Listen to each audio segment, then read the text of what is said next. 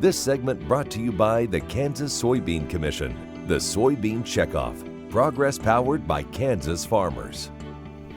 Welcome back to Farm Factor and the Kansas Soybean Update.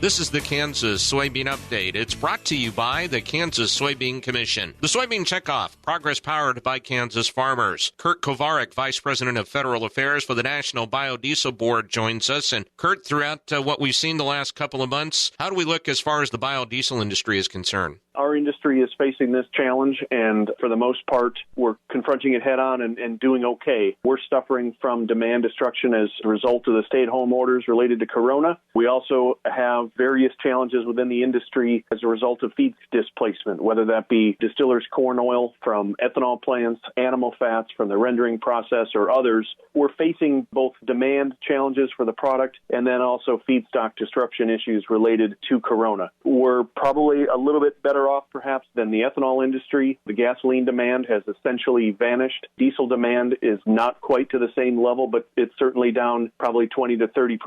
Unfortunately, we've had a lot of uncertainty in federal policy leading into this. We secured a long-term tax extension last fall. We were hopeful for good opportunity for growth for the industry, and then this pandemic hits. Help may be on the way, though. First, talk about the Clean Fuels Deployment Act that was recently introduced in the U.S. House. We're glad to see Congressman Finkenauer from Iowa, Roger Marshall from Kansas, and others introduce a 6-year bill to provide $100 million a year for infrastructure investments in higher blends of biofuels, both for higher blends for ethanol and higher blends for biodiesel. This is a strong commitment on behalf of the federal government, if this is enacted, to demonstrate that there's a desire to move towards higher blends of biofuels, supporting both corn and soybean farmers and other feedstock providers, and providing a homegrown, renewable, clean-burning, renewable energy. And, Kurt, recent announcements from USDA show there is help right now for the biodiesel industry. USDA announced the availability of $100 million for competitive grants to pursue infrastructure for higher blends. This is particularly important for the biodiesel industry when we're trying to build out infrastructure both on the coast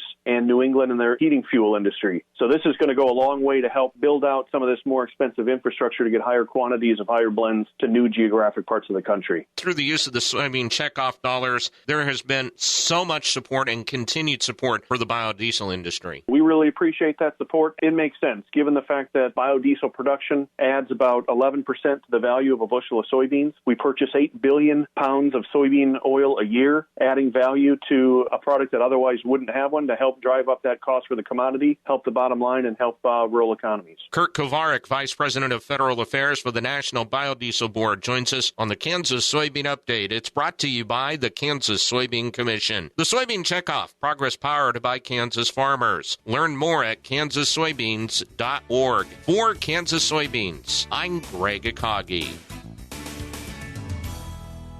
Stay tuned after the break. Dwayne Taves talks about pesticide education with Tom Smith.